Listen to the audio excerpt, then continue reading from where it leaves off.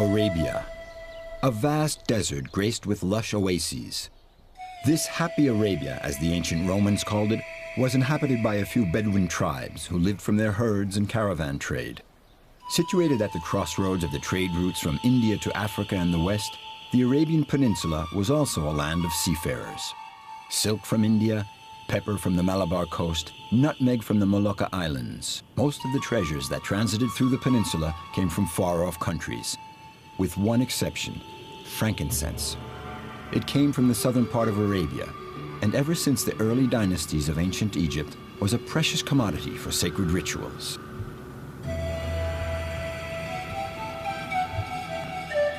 The discovery and subsequent exploitation of oil in the 1950s totally upset the economic equilibrium that had existed since the dawn of time.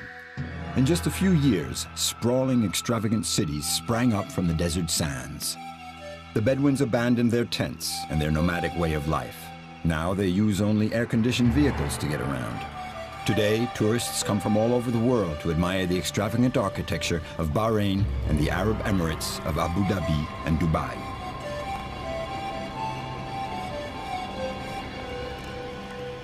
Flush with oil revenue, the Sultanate of Oman, which occupies the traditional frankincense-producing lands, is now firmly committed to progress, without, however, abandoning the age-old traditions that forged its history.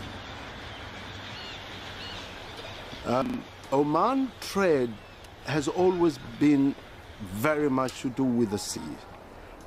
If you are in Oman, you have seen we have 1,700 kilometers of a coastline that stretches from Musandam right in the north all the way to the south in Dhofar.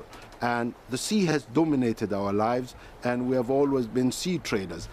And then we have the Hajar Mountains that cut off Oman almost from our neighbors in the peninsula. So sea has played quite an important role, much more than the caravan route.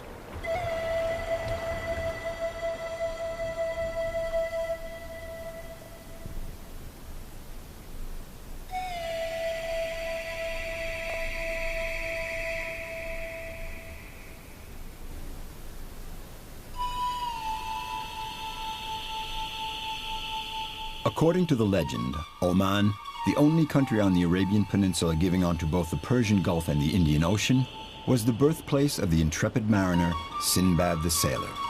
This mythical character of the tales of 1001 Nights was surely inspired by the Omani seafaring traders who were masters of the Indian Ocean for centuries.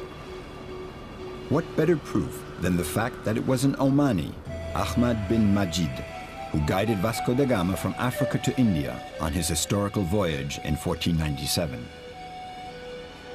Out of respect for tradition, we arrive in the port of Muscat by sea.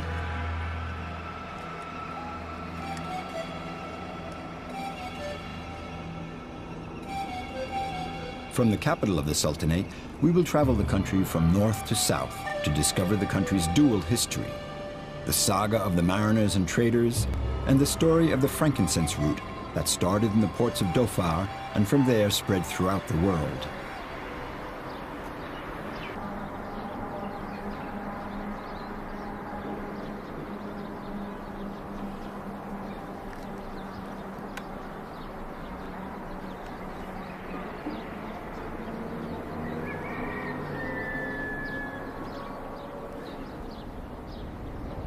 We begin our journey on the centuries-old route from Muscat to Nizwa, the former capital of the Sultanate.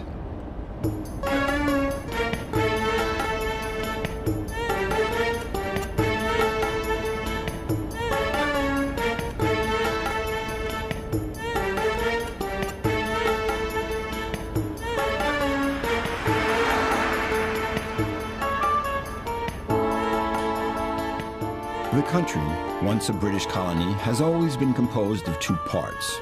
Right up until 1970, the eve of independence, Muscat and Oman were still referred to as two separate entities.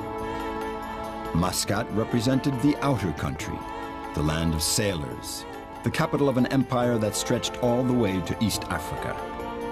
Oman was the inner country, the land of the Bedouins and Imams, who were continually in conflict with the Sultanate of Muscat for the control of the country.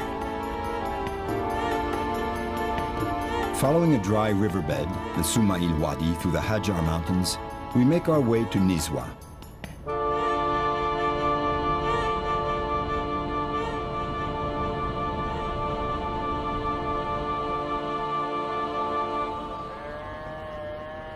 Tomorrow is the big market day. Like every week, the central plaza of Nizwa will turn into a huge livestock market. Cattle raisers come from all over to auction off their goats and sheep. Nizwa occupies a strategic position and has always controlled the major trade routes crisscrossing the country. They say that Marco Polo stopped here.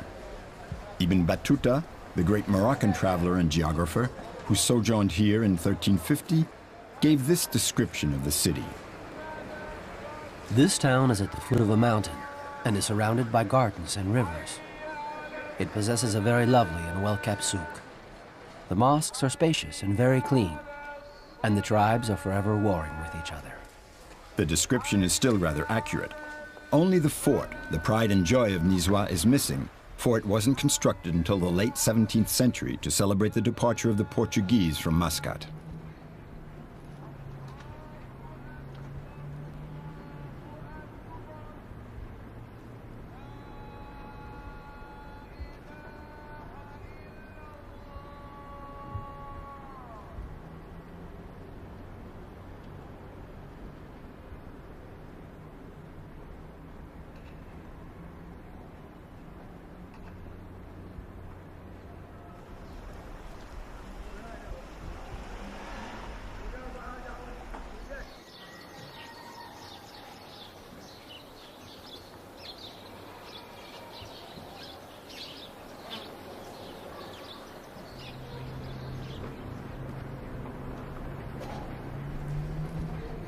Nizwa was at one time the capital of the country. That's why it's an important city. It was chosen as capital because of its strategic position.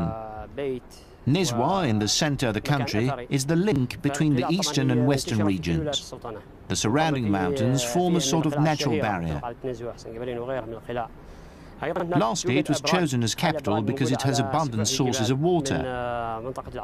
The Sultanate of Oman has many citadels and fortified dwellings and more than 500 forts. Many of them have a historical importance, and some, like Nizwa, are famous.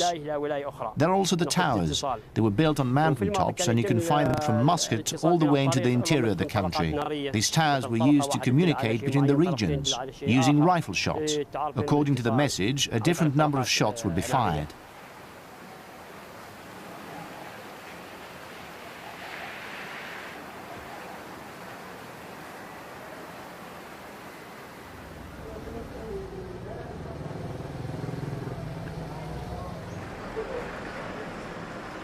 Nizwa's souk is one of the oldest in Oman.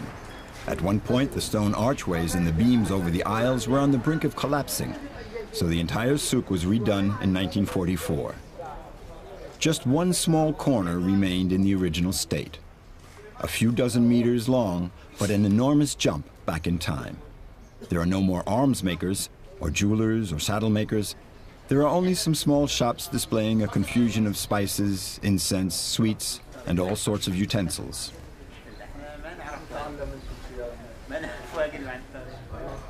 Observing the faces of the vendors, we can't help but thinking that the souk Ibn Battuta visited almost 700 years ago couldn't have been very different.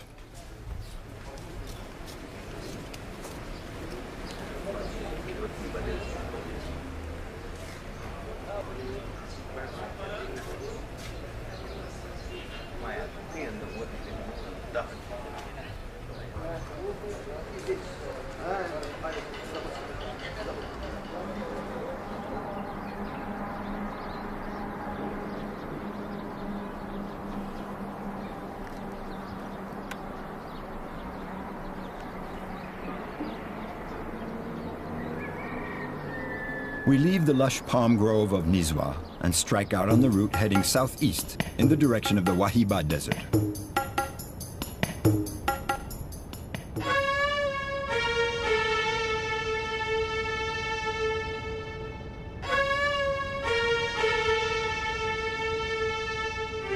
As the kilometers slip by, we leave the mountains and palm groves of Nizwa behind and enter into a vast desert plain. The only vegetation here is some scrawny brush growing here and there.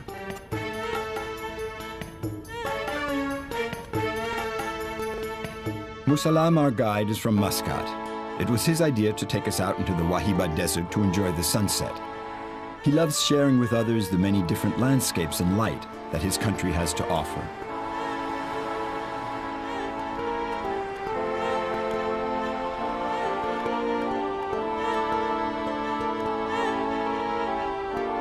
We soon leave the straight asphalt road for the sand and a trail that will take us into the heart of the Wahiba Desert.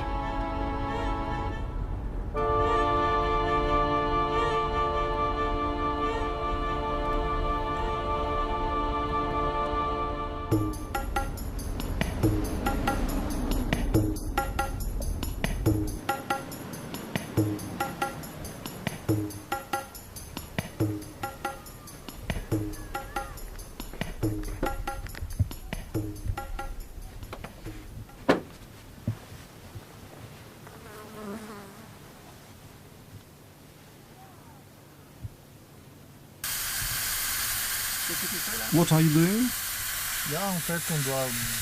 We have to let some air out to soften the tires. They'll grip better, especially in the sand. It's no good with hard tires.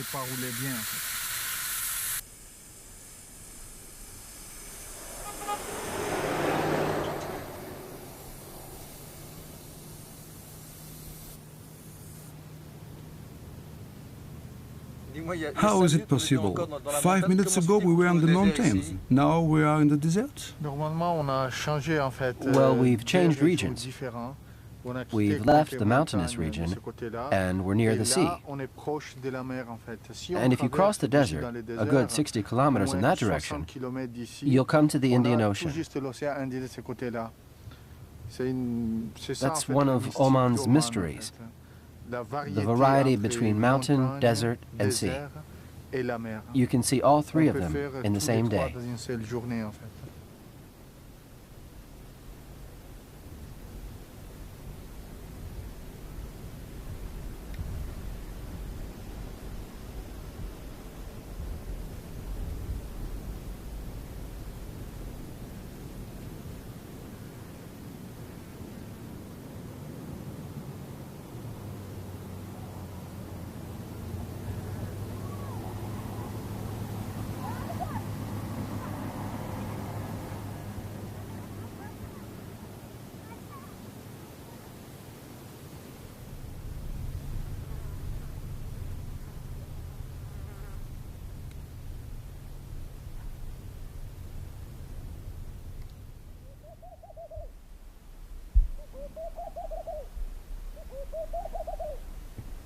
We spent the night in a little village of tents for travelers crossing the desert. We're up and ready to get on the road very early in order to avoid the scorching heat. Good morning, Musalam.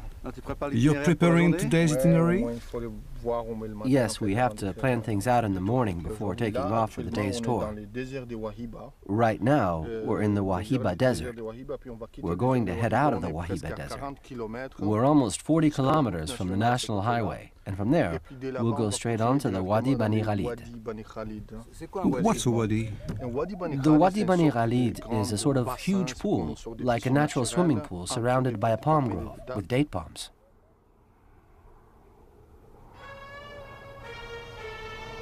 There are corridors about 1 kilometer wide separating the series of dunes. If you don't stray off them, they can take you straight across the Wahiba Desert, which measures 200 kilometers from north to south and 80 kilometers from east to west.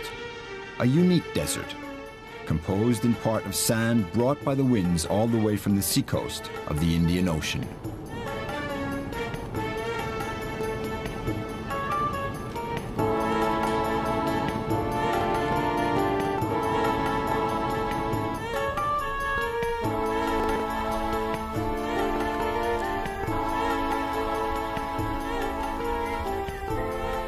The Wahiba Desert gets its name from a Bedouin tribe that settled in the region. There are still 2,000 to 3,000 of them living in this desert.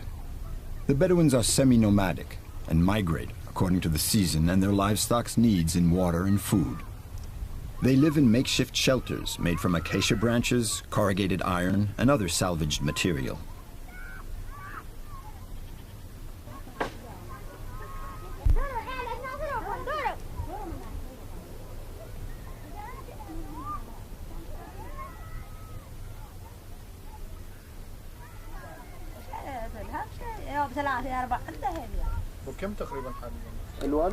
What time of year do you come here?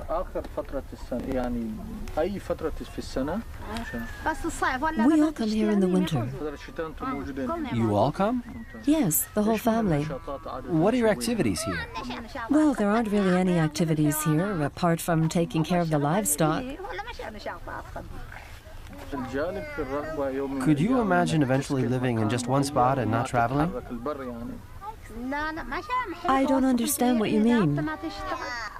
In just one house? Oh no, out of the question.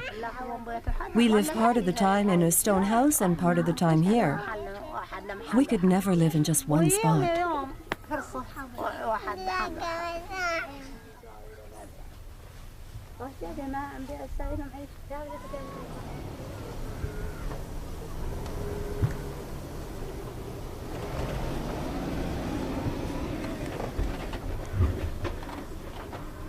We once again pick up the trail crossing the Wahiba Desert and head for the Wadi Bani Khalid. Musalem hasn't stopped telling us about how beautiful it is.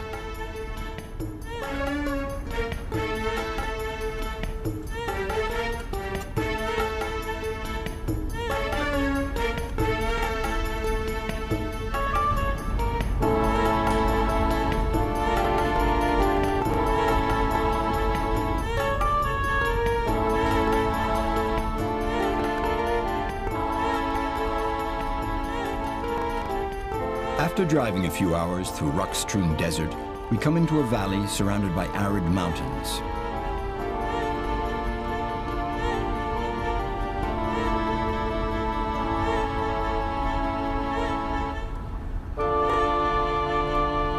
Then all of a sudden, rounding a bend, we come upon the Wadi Bani Khalid, a Garden of Eden that appeared out of thin air.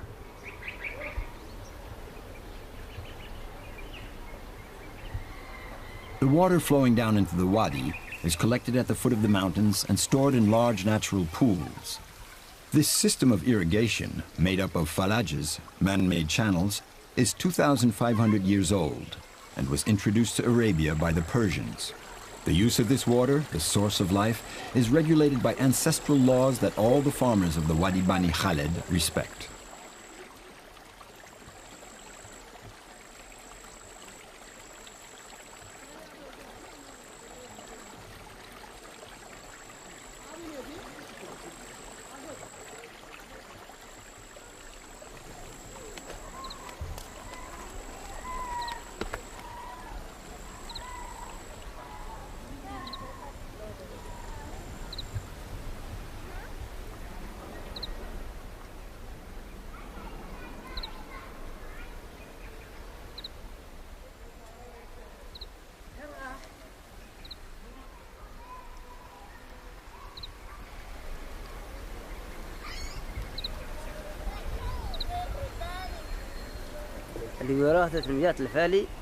On Mondays, the water is open from 3 a.m. to 6 p.m.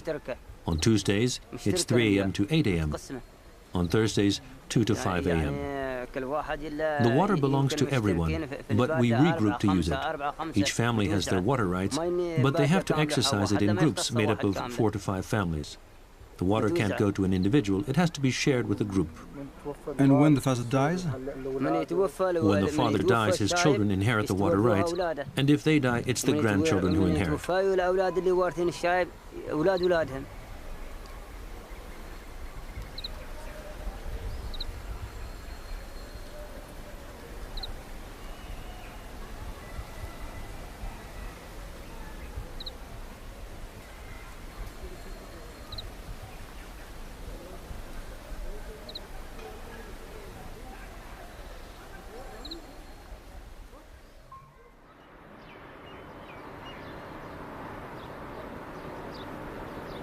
From Nizwa and the Hajar Mountains to the Wahiba Desert, we've traveled the inner country, the Bedouin country of Oman. Now that we're back in Muscat, we're going to take a look at the outer country, the land of sailors and seafaring traders. Oman has always been a sailing nation, but you can divide it in two parts, I think. The medieval trades, which was much more along the Indian subcontinent to China. And there was an Irish researcher who wrote a book, I'm quite sure you came across, called The Sinbad Voyage, which explained the trade routes to China.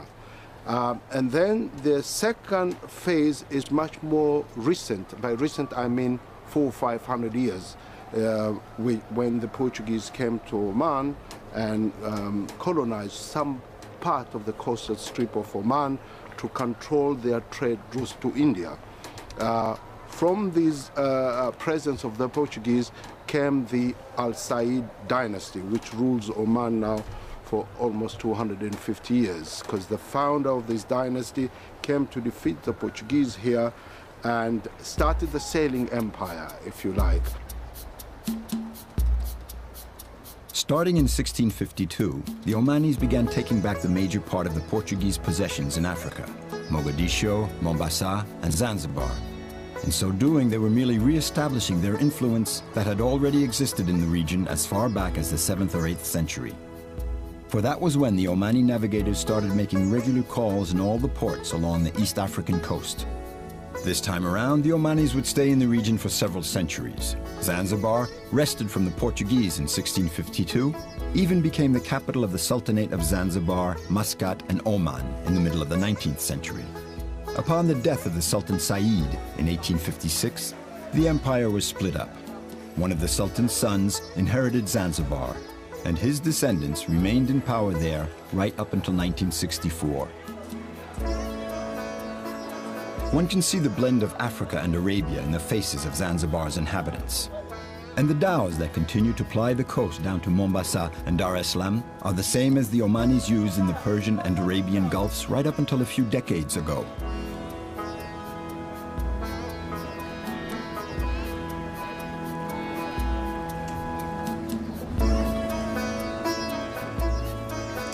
So for 2 centuries, Omani navigators played an important role in the trade relations between Africa and Arabia.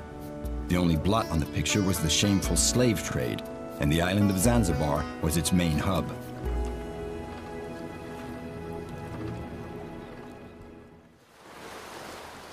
We leave Muscat and follow the coast south towards Sur.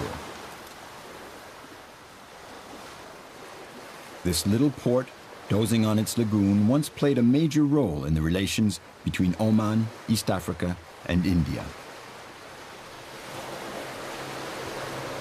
Ahmad bin Majid, the great navigator who in fact guided Vasco da Gama to the threshold of India, was from Sur. The rhythm of the monsoon winds in the Indian Ocean baffled the Portuguese at the time, but held no secrets for the Omani navigators. And the term monsoon comes from the Arabic mausin, meaning season.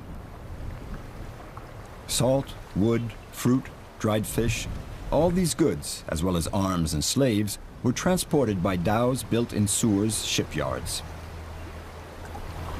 With their broad beam, shallow draft, and large lateen sails, dhows, also called bagalas or ganjas, according to their size, were masters of the Indian Ocean until the advent of the English steamers at the beginning of the 20th century.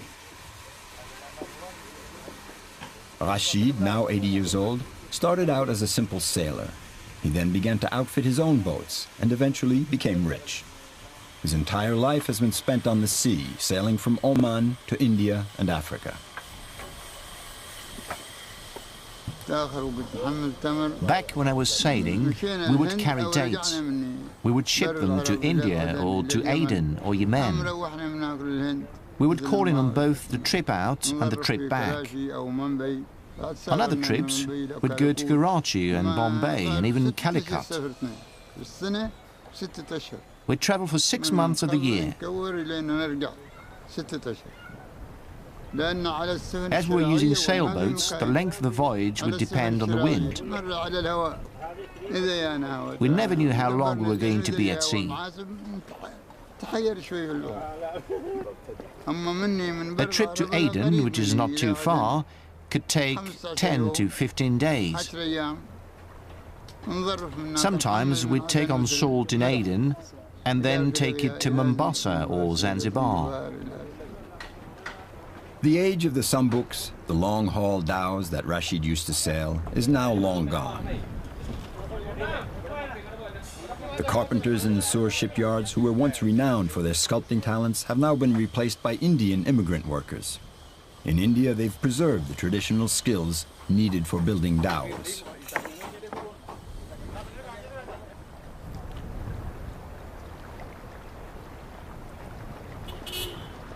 In the village of Alayal, where Rashid lives, most of the old dwellings belong to former seafaring traders. They are a testament to a golden age when hundreds of dhows came in and out of the port every day. The boats moored in the port now may still look like their predecessors, but they're motorized and used mainly for fishing along the coast. Some of these dhows belong to Rashid's grandson, Ahmed. In a way, he's the heir of the family tradition. Every chance he gets, the old captain comes down to the dock to bless his grandson before he heads out and enjoy, yet more one time, the feel of the ocean wind on his face.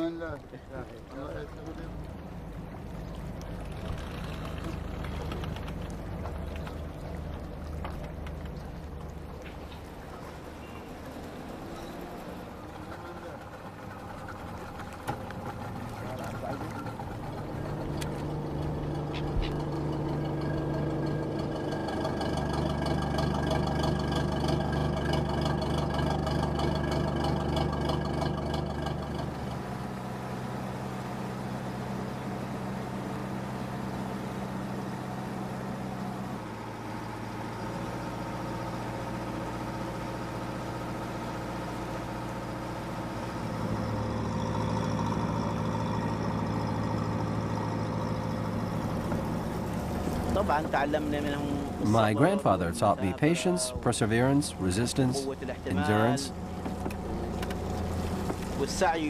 and above all, that you have to earn your living and you have to fight for it. For example, when you find yourself facing a difficult situation, a storm, or other dangers,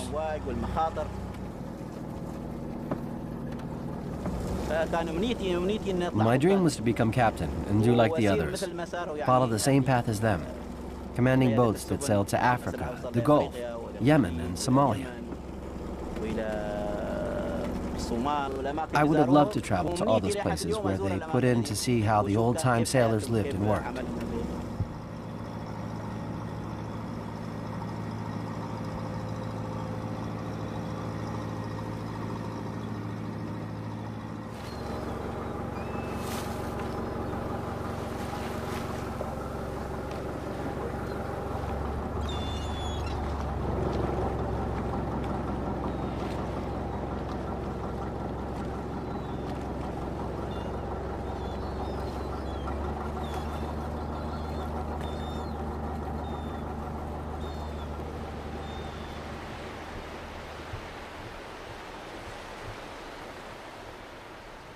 The day is drawing to a close.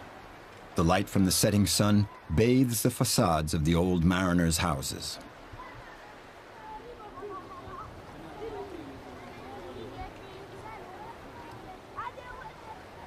The tide has gone out, leaving the boats high and dry on the sand, like so many wounded birds.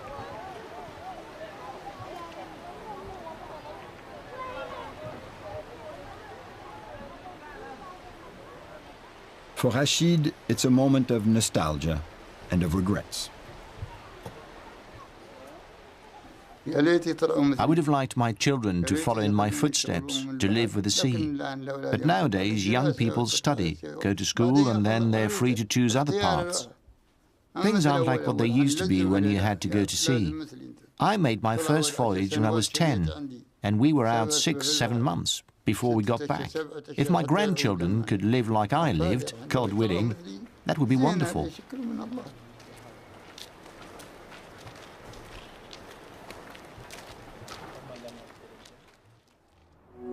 We're headed south to the province of Dhofar that stretches from the Sea of Oman to Rub al-Khali, the desert of deserts. It's the ancient kingdom of Hadramaut, the mythic land of frankincense. Salalah, the capital of Dhofar, is a rather nondescript city, a modern city with avenues that are too wide, disappearing into the rocky plain past the edge of the town.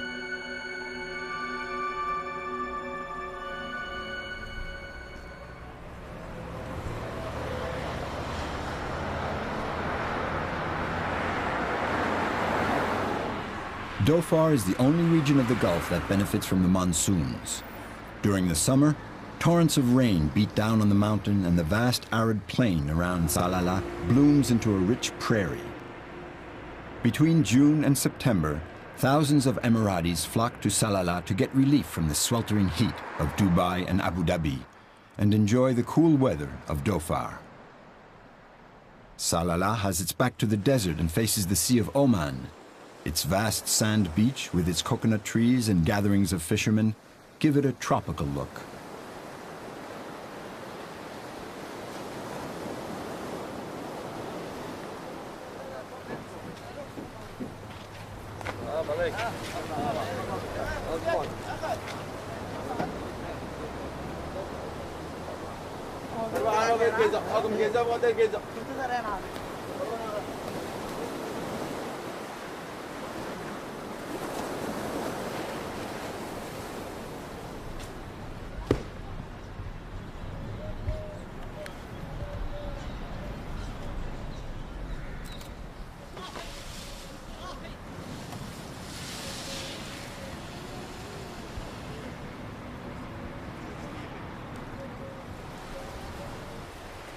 Fishing, along with agriculture, remain the mainstays of the local economy.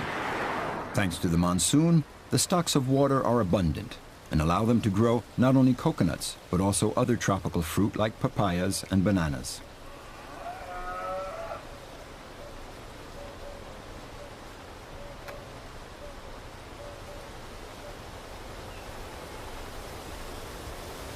This abundance is a blessing of the climate. But one mustn't forget that for thousands of years, it was frankincense that made Dhofar one of the richest regions of happy Arabia. Discovered in 1952, the archaeological site of Sumuram, about 50 kilometers from Salalah, gives us a good idea of just how important frankincense was in the ancient world. During the excavation, they unearthed a temple dedicated to Sin, god of the moon, and one of the major divinities of Hadramaut. But most of the buildings were warehouses for storing frankincense from the far-off valleys of Dhofar and the merchandise that was imported in exchange for it. Shards of Roman pottery, Indian statues, the objects discovered in Sumuram prove that there was indeed trade between the southern coast of Arabia and the Roman world, the Red Sea, East Africa, and India. The boats imported cloth, wheat, and sesame oil in exchange for frankincense. Greece and Rome brought large quantities of frankincense for their religious ceremonies. It's said that Nero burned more frankincense at his wife Poppaea's funeral than all of Arabia produced in 1 year. There are, in fact, not just one, but many frankincense routes. One of the oldest was a caravan route that crossed the desert to Mesopotamia. Others went from Sumuram through Cana, and then went to Alexandria either by striking out across the Arabian desert or by sailing up the Red Sea. The last known routes were from the ports of Dhofar by sea in the direction of the Persian Gulf, India, and China. For centuries, the Egyptians and the Assyrians fought for control of the frankincense trade. The Emperor Augustus even sent out an army in 24 BC to take control, but in vain. And then the frankincense trade slowly declined, merging with the course of history and the demands of the modern world. The frankincense routes faded into the desert sands, faded from the memory of the seafarers and caravan drivers. For the inhabitants of Dhofar, frankincense is still very much a part of their lives. Even if the market vendors have their eye out for tourists, The bulk of their clientele is local. In Salalah, burning incense still means a special occasion, festive and friendly.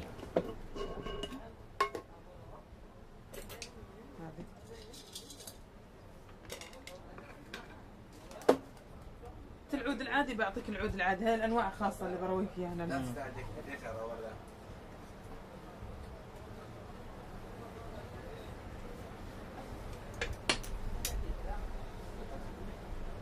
إذا كم قلت واحدة أنت؟ فين التول المقاس؟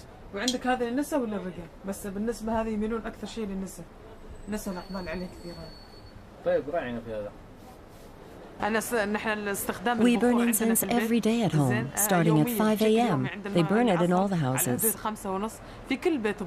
It's essential for us. We always have it around.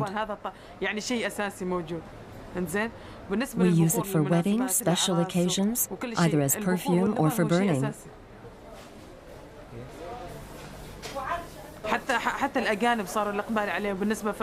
Everybody uses incense, even foreigners, particularly the people from the Gulf countries. It's really essential.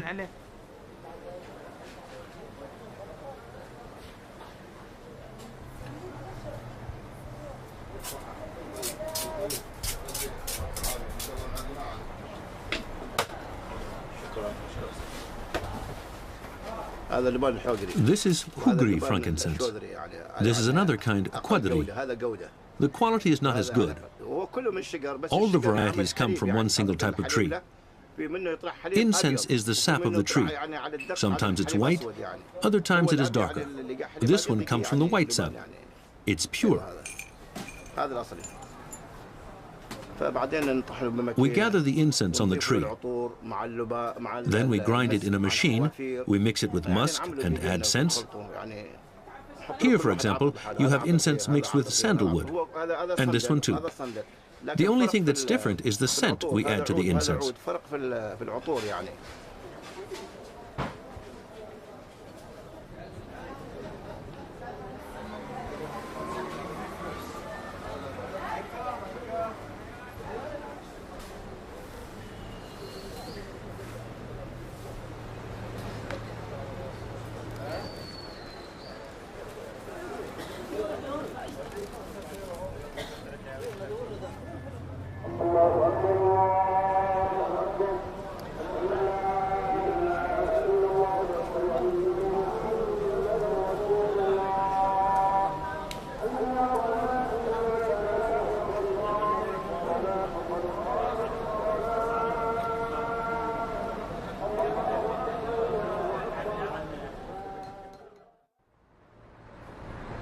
In Sumaram, the frankincense roots fade into the blue waters of the Gulf of Oman. So to try to pick up their traces, we're going to turn inland, towards the Rub al-Khali, the desert of deserts. Only the caravaneers know the secrets of navigating this vast ocean of sand. As soon as we leave Salalah, we meet a Jameli from the Dhofar Mountains. Dressed in the traditional costume, he's leading his herd of dromedaries as they have been doing for ages. We come from the mountains and we come down to the plains. Sometimes we go east, sometimes west, and we carry on grazing our herds. But right here is the best place to be, especially in the fall.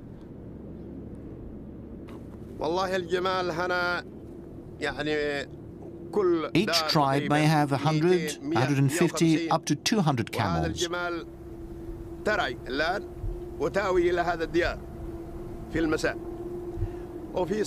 The camels graze here during the day, and at night we gather them back into the fold.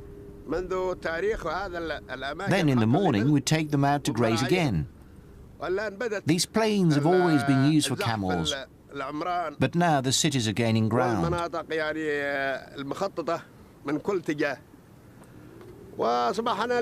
It's true that we have more comfort. Now we live better, thanks be to God. But the wide urban spaces where the camels could roam are shrinking. A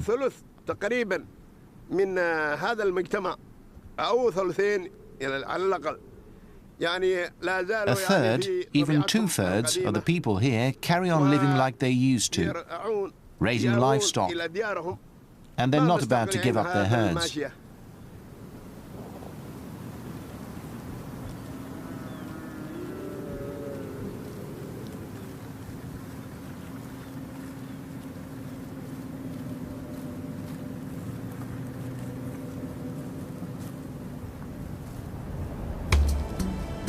We continue our route into the interior of Dhofar, heading for the Wadi Doka Valley, a historical frankincense-producing site that has been saved thanks to UNESCO. Our guide suggests that we pick up one of his friends on the way, a frankincense harvester who lives right nearby the Wadi Doka.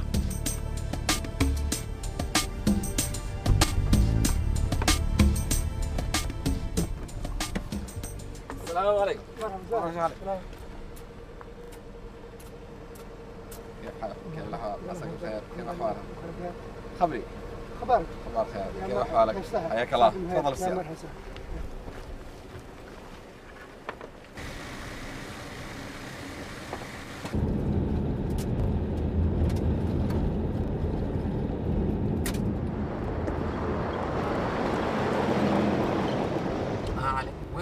Where are we going, Ali?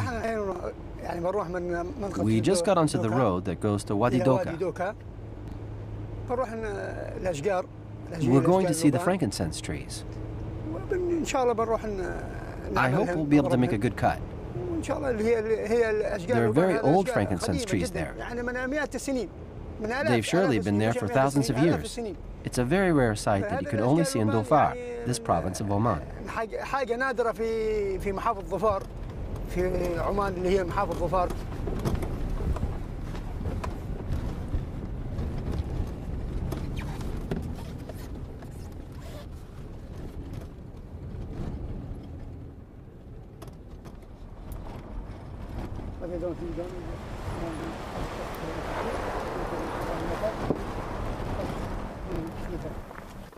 This scrubby little tree is a Boswellia sacra, the frankincense tree. It grows only in the Dhofar region, in Yemen, and in Eritrea, in the Horn of Africa. It's a rare tree whose resin used to be worth its weight in gold. For Ali, these trees, which are several hundred years old, are sacred. He takes extremely good care of them, sometimes spending hours just cleaning them.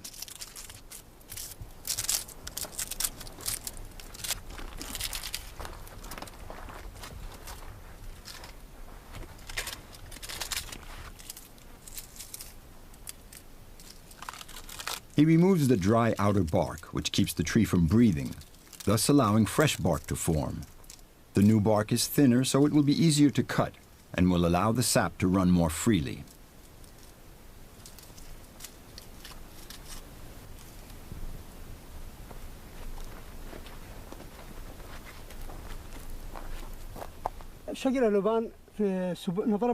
We come once a week. We make the cuts, then leave for 6 to 7 days. Once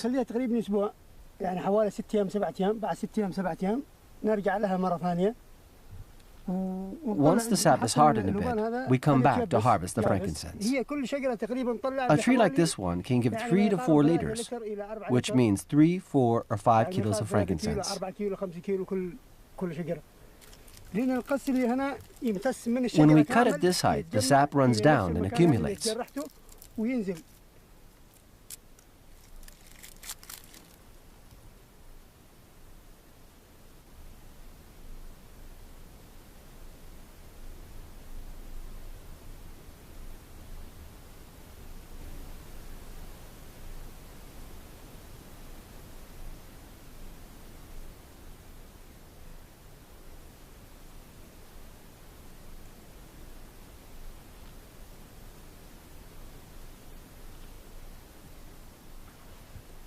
The best variety is the Rugri frankincense, which looks like a pearl. It's shiny like a pearl. It's the type you find in the desert. As it's pure, you can dissolve it in water and use it as a medication for stomach problems. It's good for eliminating gas. The best time to harvest is when it's hot, because the hotter it is, the more incense the tree gives.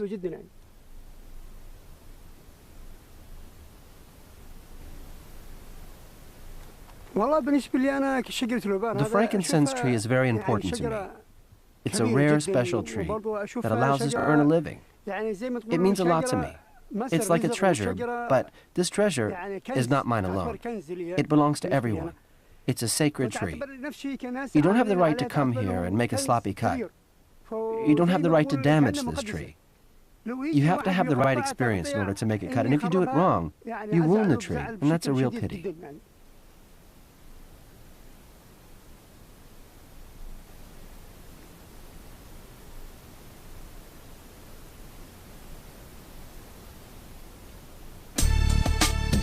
For the last time, we get on the road and head for Rub al Khali and Ubar.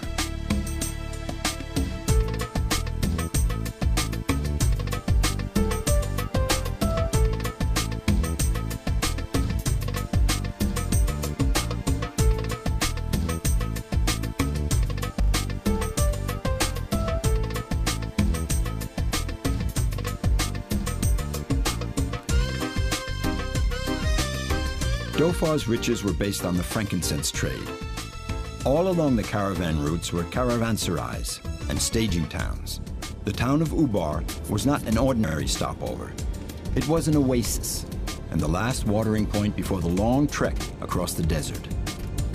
Archaeologists have been trying to locate Ubar for decades. Then in 1984, a curious phenomenon appeared on infrared photographs taken by an American satellite. Old camel trails showed up very clearly, then they disappeared under huge sand dunes only to reappear mysteriously on the other side. Beneath the dunes was the ancient city of Ubar. In the past few years, the phantom city has once again come alive, thanks to some Bedouin families that have settled here.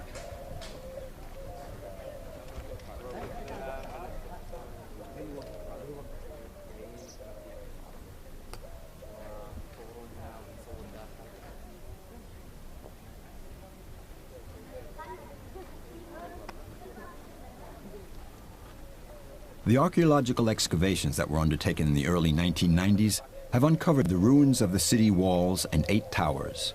So Ubar was not just a legend.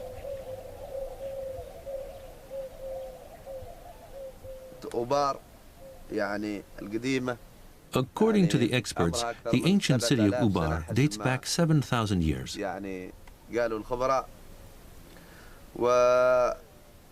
As there was a sinkhole in the mountain, and that sinkhole contained water, once Ubar was destroyed, this place became known for the well called Ash Shusar. So the caravans would stop here, and the camels would drink before crossing the desert.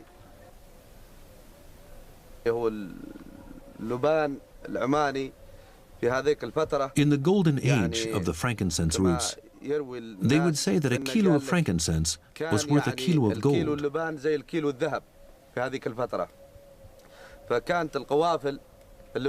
The caravans would load up with incense here in Ubar, and then they would head out across the desert in different directions. If this region remained well known, it's thanks to the incense trade.